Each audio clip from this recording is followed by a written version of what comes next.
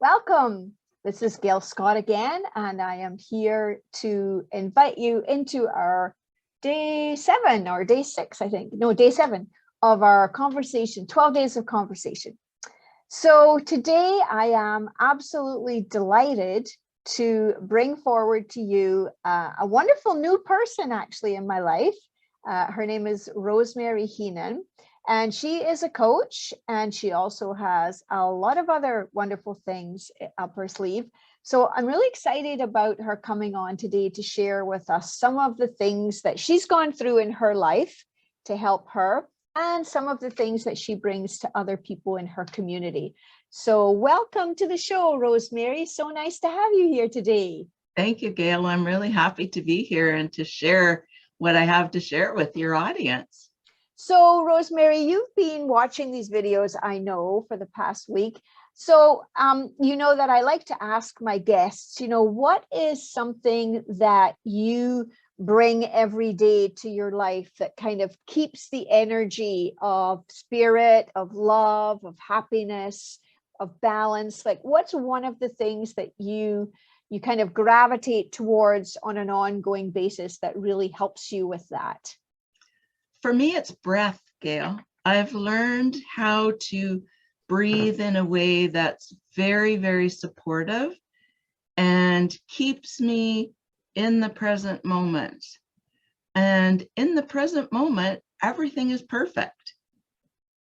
So if I notice that I'm feeling afraid or upset or worried or anything like that, as long as I can connect to my breath again and bring myself back into the present moment, I can see I'm fine here and now.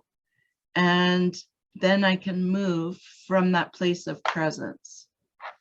Right. And so where did you learn that, Rosemary? How did that come about that you got that awareness? I've been working with a mentor, Gail, for the last 5 years now. His name is Brian D. Ridgway.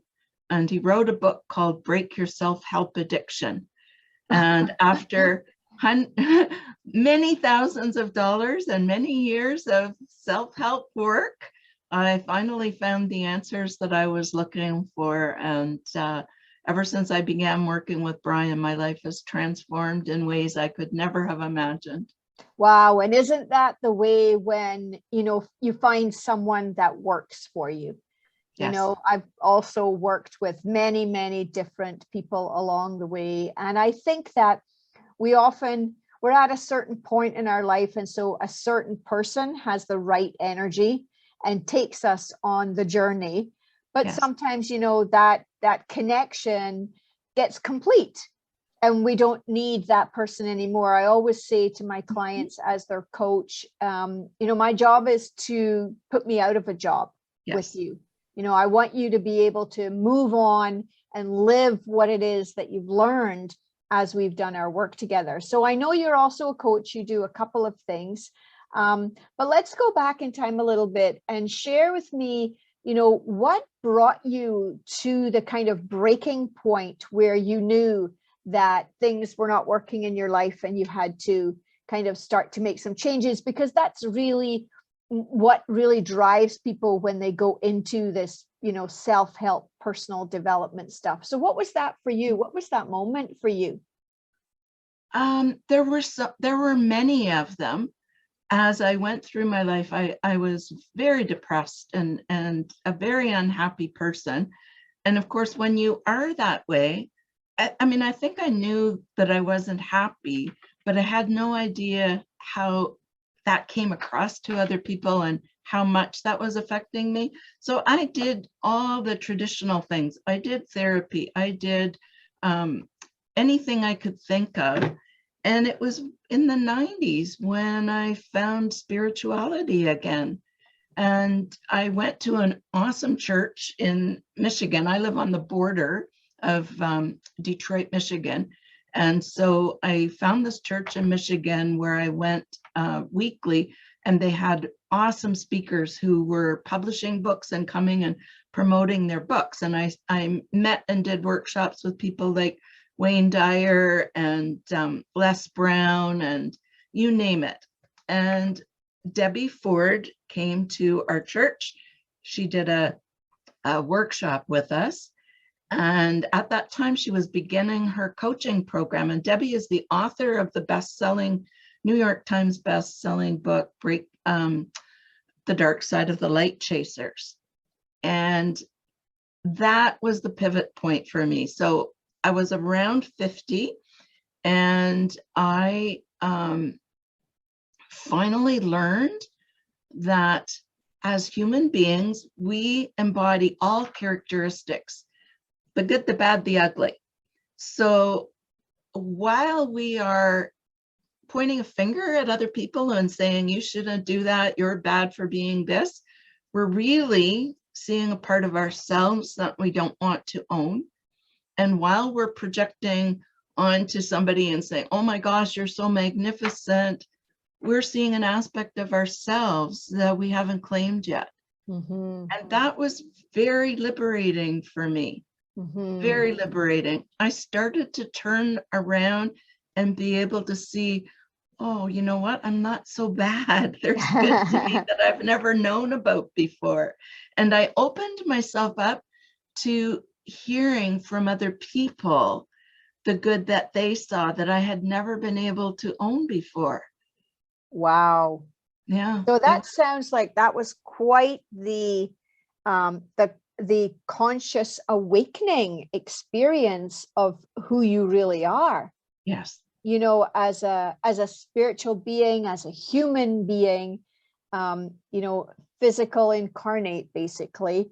And I'm very familiar with Debbie Ford. I have that book that you mentioned. I've worked through it, and I've also, you know, gone through that experience of seeing the dark or the not so light, let's say, and really being able to embody and embrace it more than anything. And it's really about loving that part of yourself, even though it can be quite uncomfortable to really have that self-recognition that, oh, I'm controlling, or I'm critical, or I'm demeaning, or I'm manipulative, or whatever, you know, your particular vice happens to be. And vice is, you know, just a word I use to describe it, because I know in the spiritual context, there is no judgment on any of that. So how did you move through this experience then, when you discovered all of this kind of realization about yourself?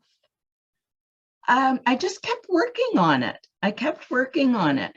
And I use now on my new website, I use the image of the conch shell where it's a spiral.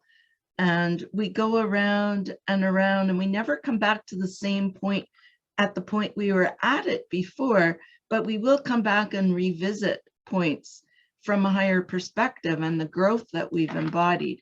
And that's essentially what I did, was I just kept persisting and then stopping for a bit and then getting back on track and then stopping again. So my experience of growth has been one of movement, stop, movement, stop. I love that. I love that.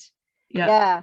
Because I think that, you know, I know my own journey. I've had, you know, 16, 17 years of recovery experience, and really beginning to understand that we're on a journey as a soul in a human body.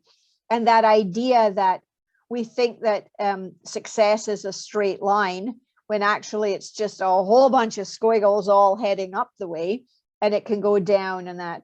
And I love that spiral idea. I've seen that before, where you go up and then you spiral around, but then you go up again and you spiral around. And so I think many people feel that when they get into a breakdown, that it's, you know, they're back in the same place again. But here, you know, you're clearly sharing that. I love the idea that you're seeing it from a higher perspective now. So talk a little bit more about that, to help people understand why they're not at the same place anymore. They're now at this different level. Well, my explanation for it is that we can only see certain things at certain places. We're only able maybe to recognize parts of things at a time. And so we come to the recognition and we move forward. And then what was underneath that gets loosened up and bubbles up to the top for us to become aware of again. And so with the perspective of how is this for me, instead of asking, why did this happen to me? Right. We can see what was unconscious becoming revealed, because we will always be attracting experiences, creating experiences rather than attracting, creating experiences that will give us an understanding of what's underneath that's unconscious. Right. And so knowing that, predominantly we're really run by the unconscious because it's so instilled and programmed into us. And yet the divine nature that we are is consciousness, is this self-awareness, this knowing. And I love that idea that, you're talking about it being revealed. It's almost like that thing I talked about yesterday where, you're walking down a path and a light comes on, and then the light goes out and another light comes on, and then that goes out and another light comes on. It's almost like that's the journey of the evolution of a person. And, so many people can get stuck in either a dark place, or they get to a place where it's great and don't see the need to go on any further, not realizing that that's really their soul's journey, is to continue on the path. So I know that's somewhat the kind of work that you do. So help us to understand, there's another aspect to your work that I see on your website, this hand analysis and talking about purpose, life purpose. So how does that all play in to this whole kind of evolutionary process as a human and a soul? How do you understand that? Okay, so my understanding, my belief is that our soul left clues on our fingerprints that will tell us the essence of who we are, which is our life purpose. The school that we're in, love, peace, service, wisdom, and the challenge that we need to work on in order to be able to fully live our purpose. And our fingerprints are formed when we're in the womb. They never change throughout our lifetime.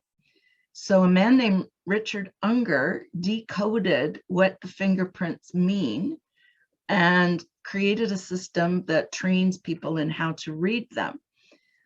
So when you look at that, and this is what happened for me, a fellow coach that I had met through Debbie Ford training had a webinar with a hand analyst, and she said, if you're a coach and you get your hands analyzed, you'll know who your target market should be for your coaching.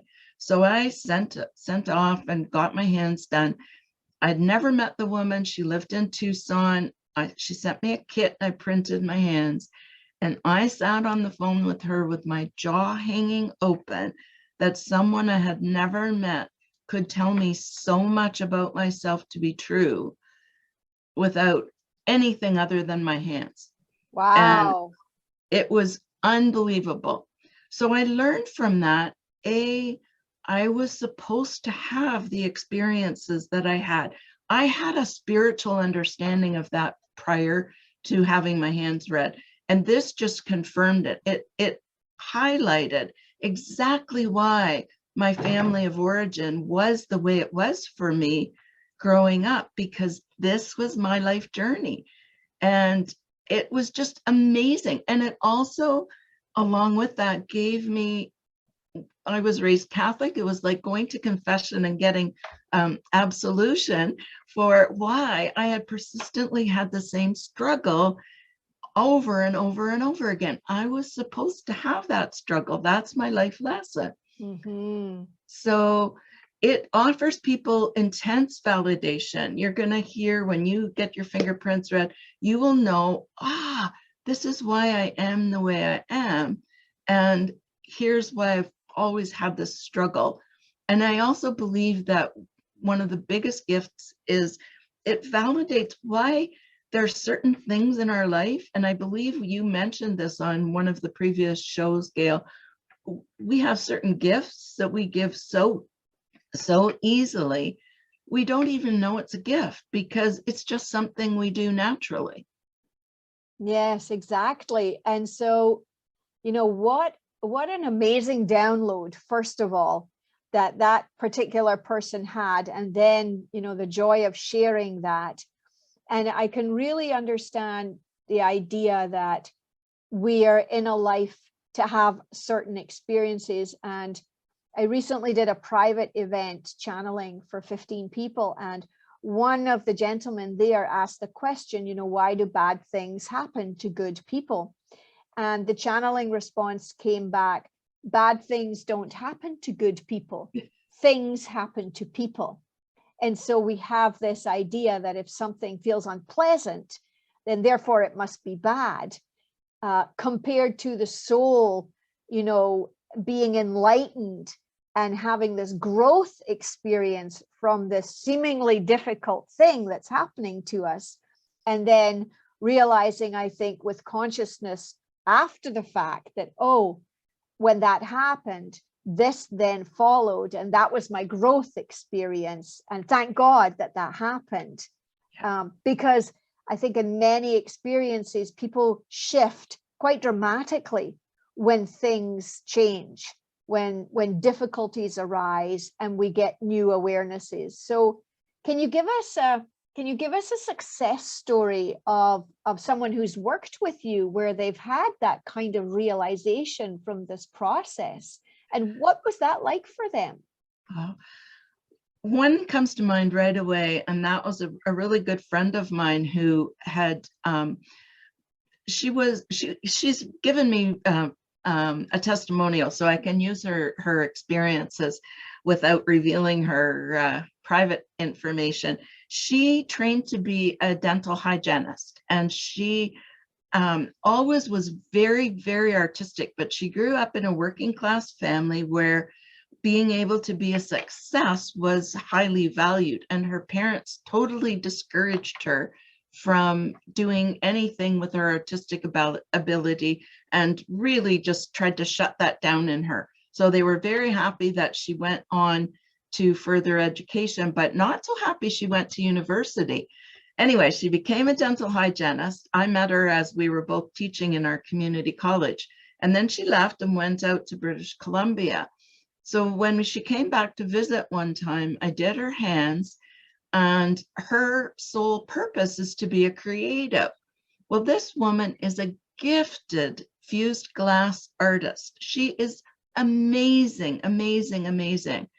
And because she got permission, gave herself permission after learning that this was truly who she came here to be, she found a way to bring that art forward and to really get into doing that art. And at the same time, she balanced it out by generating income doing dental hygiene, which was not her passion, but she was very good at it. And that's one thing that people will often find. What we are good at is not necessarily what we came here to do. So we want to make sure that we embody the life purpose, and we can still do the things that we're good at, but let's bring those into a way to support us in living our purpose. That reminds me of another client similar who was working for an airline, but she was also a writer. And what she discovered in that experience in coaching was she needed to work for the airline. It supported her financially, it paid for her condo, it paid for her lifestyle, and it afforded her the time off that she needed with the flexibility of her schedule to be able to write. And so what I'm hearing is that, the soul obviously creates, let's say, foundations that support the journey of both what we're good at, what we like doing, and the other creative spiritual gift that we can have and we can work with. So thanks for sharing. That's a really beautiful story. So now, when you think about, you know, the way that you live now compared to the way that you were before you did all of this transformational work with Debbie Ford, and you've been watching these videos and seeing, like, I like to live in the energy of passion and play and purpose and everything. What are some of the things that you do on a regular basis that have you stay in that happy place, that have you stay in a playful nature and a passionate purpose? What are some of the things you do? Well, I've also, I became a certified laughter yoga leader. So laughter's a big thing. I was teaching online. I was teaching English online to children in China for the last almost 3 years. And that's playfulness that we could get into because I worked with the younger children. Every day I would start my day early in the morning singing and interacting with young children, which just gave me the most wonderful passion and connection again to that playful side of myself that is so important. Right. And isn't that, you know, often the way that as we age, we forget, you know, we get into our 20s, even, you know, our teens, our 20s, our 30s, and even our 40s, and we're so entrenched in the, you know, the bricks and mortar of living that we really kind of lose sight of that playful, childish kind of energy.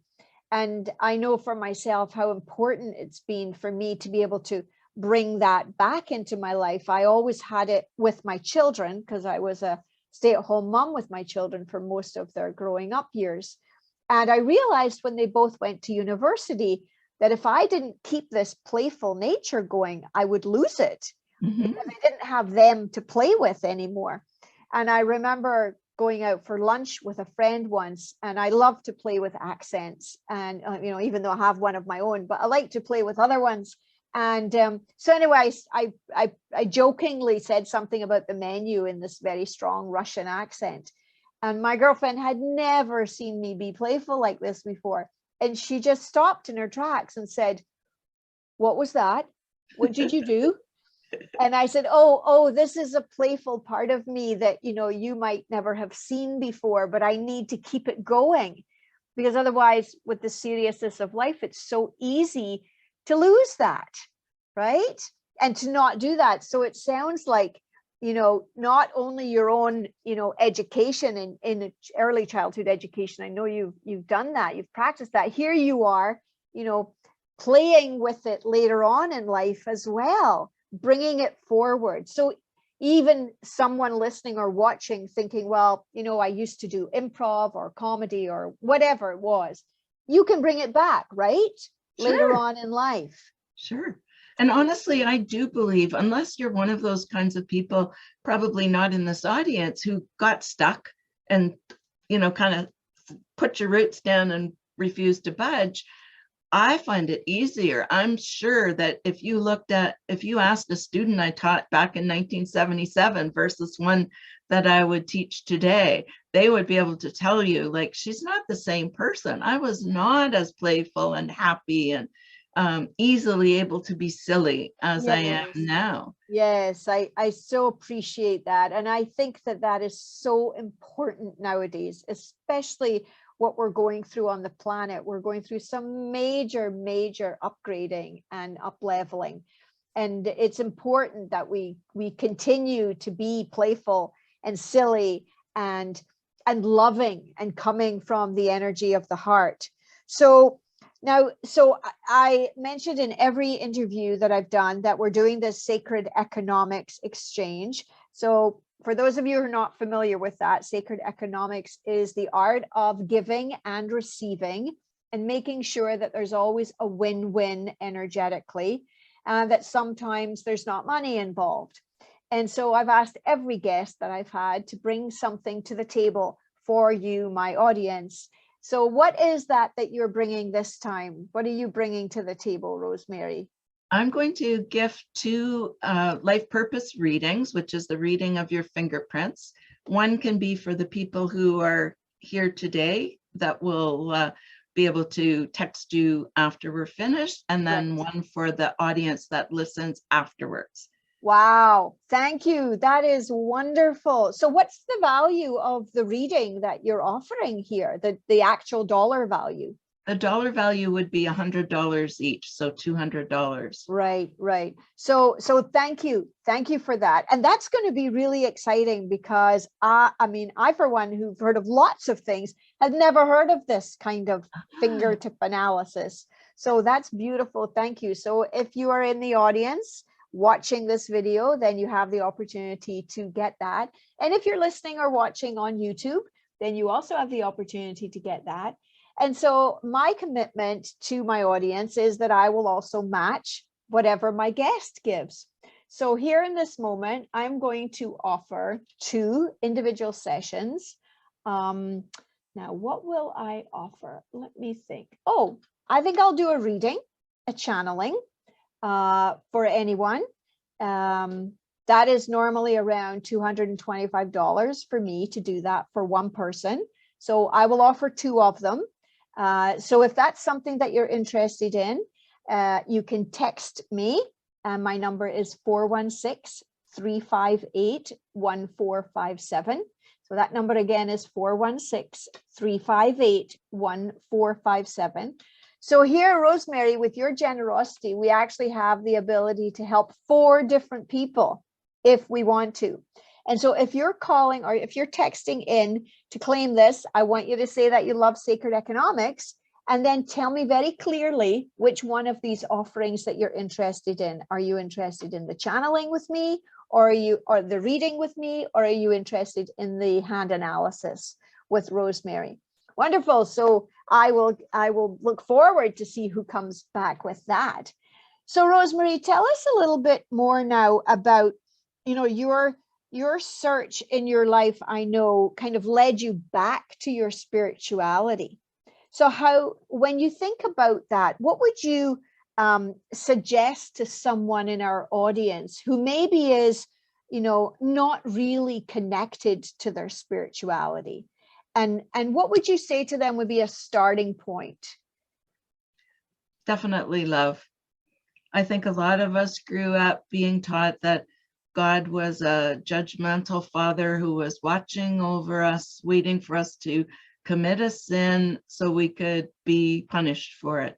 And I completely think that's the opposite of God. I believe that God is love. And I believe the way to God is to connect to our love for ourselves. And so how would somebody do that? How would they connect to the love of themselves? Like, what would they need to let go of or embrace? I think I think the willingness, we have to have the willingness to be open to recognizing that what we were taught was not true, and to seeing the good inside ourselves, to knowing that, we were taught that God created all of us. How can we believe that God would create us and that we could be anything other than perfect? Right. We have to be perfect. We were created as perfection, as aspects of God. And as such, just open your heart to seeing the good that's in you, the value that you have just for being you, and that no one else is just like you. And when we compare ourselves to others, we're not comparing ourselves to the right person. We need to be looking at, how can I be more of me as God created me to be? It reminds me of, the birth of a newborn baby. And I think about the birth of a newborn baby, that baby, as much as it's bringing in epigenetics and those kinds of, DNA things, it's completely a blank slate. That baby doesn't have anything on it before it comes out into the world. And so you get to create from that beautiful, loving space that is divine love. That is the expression of divine love. And so I think if we can bring ourselves back to the realization that we start off like that, you're right. God created us in that form, in the form of love.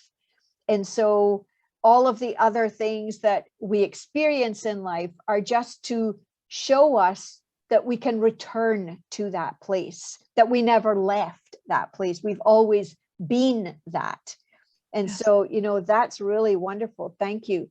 And so what's one thing that somebody could do, you know, a tangible, practical thing that they could do in order to begin to connect to that inner love center that you're speaking about?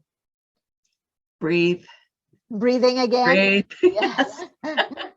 Yes, because in order to connect, we have to be present. And our breath Got it. will bring us to that presence. So a nice deep inhale, bring the breath as far down to your belly as you possibly can. And then an equal exhale.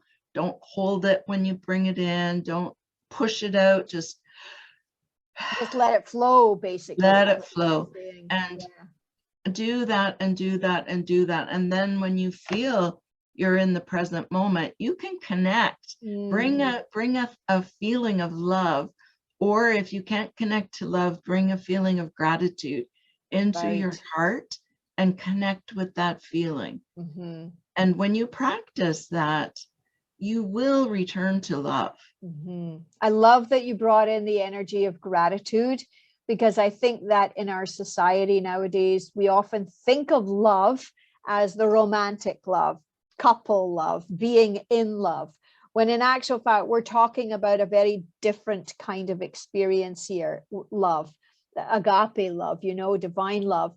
And so gratitude is almost a stepping stone, if you will, to that kind of love, because when we feel gratitude, then all of a sudden the energy shifts within us and we can't help but feel better about what's going on. Oh, this has just been so interesting. I know there are so many other things that we could talk about, Rosemary, but I am so grateful. Thank you so much for being with us today. And if you're in the audience watching or listening, don't forget about that wonderful Sacred Economics gift. You may not need it for yourself. You may want to gift it to someone else. That's also an option. And I know Rosemary and I are just happy to serve and bring what we can to help you during these really, really difficult times. So thank you so much for watching. Tomorrow we are meeting here again, 12 o'clock on the Zoom link. And if you don't get my emails, please do subscribe at my website, poseyinternational.com. And tomorrow I am bringing one of my very favorite people from AGM Health Fitness, Adelaide. So please join us tomorrow again at 12 o'clock. And thank you so much for watching and listening. Hi, everybody.